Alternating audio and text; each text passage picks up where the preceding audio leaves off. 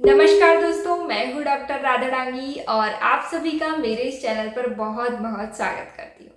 दोस्तों, जैसा कि मैंने आगे वाले वीडियो में बताया था कि किस तरह से आपको एमेनोरिया होता है, क्या क्या कारण हो सकते हैं एमेनोरिया होने के। तो आज हम इस वीडियो में बात करेंगे कि एमेनोरिया कैसे आप डायग्नोस कर सकते हैं, उसके क्या क्या लक्षण हो सकते हैं और उसमें आपको कौन कौन सी चीज़ें आपको ध्यान रखनी चाहिए। तो देर न करते हुए शुरू करते हैं। सबसे पहले हम जान लेते हैं कि इसके लक्षण कौन कौन से हो सकते हैं। तो सबसे पहला लक्षण आप सभी जानते हैं कि एमेनोरिया में पीरियड ना आना होगा। पीरियड नहीं आता है आपको, चाहे वो 6 महीने हो गए हो, 2 महीने हो गए हो, 1 महीना हो गया हो, तो इस तरह से पीरियड नहीं आता। लेकिन आप इस तरह से जान सकते हैं कि आपको कंटिन्यूस 3 महीने तक अगर एमेनोरिया रह रहा है तो आप उसे सेकेंडरी एमेनोरिया कंसिडर कर सकते हैं। दूसरा देखें तो आपको एब्डोमिनल पेन हो रहा है, आपके बाल बहुत ज़्यादा झड़ रहे हैं, आपका शरीर दर्द हो रहा है, आपके चेहरे पर पिंपल्स हो गए हैं, साथ में आपको हेडेक होता रहता है, आपको नौशिया जैसा लगता रहता है। तो ये सारी चीज़ें उसमें आपको देखने मिलेगी। तो ये सारे लक्षण आपको एमेनोरिया के हो सकते हैं। अब हम बात कर लेते हैं कि आप डायग्नोस कैसे करेंगे, यानी कि डॉक्टर्स कौन कौन से टेस्ट करवाते हैं ऐसे जिससे वो पता लगा सके कि आपको एमेनोरिया है। तो सबसे पहले डायग्नोसिस में क्या होता है कि आपकी एज पूछी जाती है कि आपकी एज कितनी है। उसके ऊपर से पता लगाया जाता है कि आपकी मेनार्की कितनी होनी चाहिए। मेनार्की का क्या मतलब है कि आपको पीरियड इस एज में शुरू हो जाना चाहिए था लेकिन अभी तक नहीं हुआ है। तो ये प्राइमरी एमेनोरिया के लिए काफ़ी हेल्पफुल रहता है। साथ में आपकी एज जानी जाती है, साथ में आपको पास्ट हिस्ट्री पूछी जाती है या फिर कोई पुरानी बीमारी है तो पूछी जाती है। साथ में आपका बीएमआई देखा जाता है कि आपका वेट आपकी हाइट के हिसाब से बराबर है या नहीं, और साथ में आपका एनीमिया चेक किया जाता है। साथ में आपको कुपोषण की कमी तो नहीं है। ये सारी चीज़ें, यानी कि कुपोषण यानी कि विटामिन या फिर मिनरल्स की कमी तो नहीं है, ये जाना जाता है। दूसरा देखें तो बीटा एचसीजी का टेस्ट किया जाता है। बीटा एचसीजी एक प्रेगनेंसी टेस्ट है जो प्रेगनेंसी को कंफर्म करता है हमारे ब्लड के द्वारा।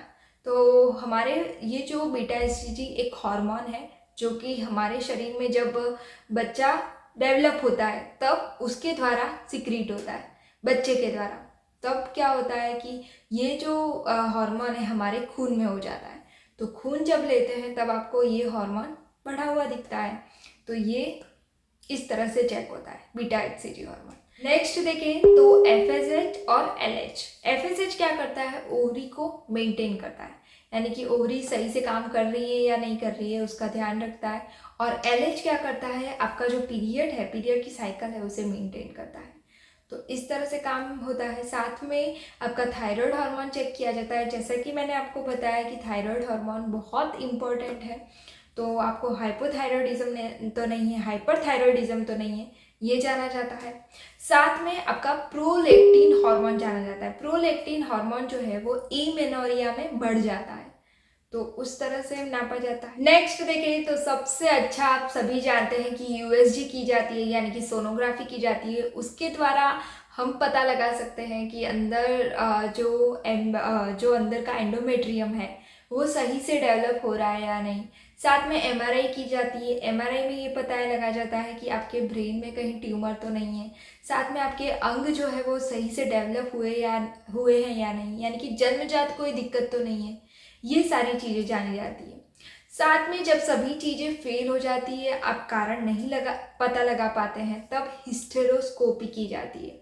उसमें क्या होता है कि आपका जो होल होता है वहाँ से स्कोप डाला जाता है और अंदर देखा जाता है कि कोई दिक्कत तो नहीं है। साथ में अगर कोई भी चीज़ पता नहीं चलती है तब क्या करते हैं, कैरियोटाइपिंग जाना जाता है।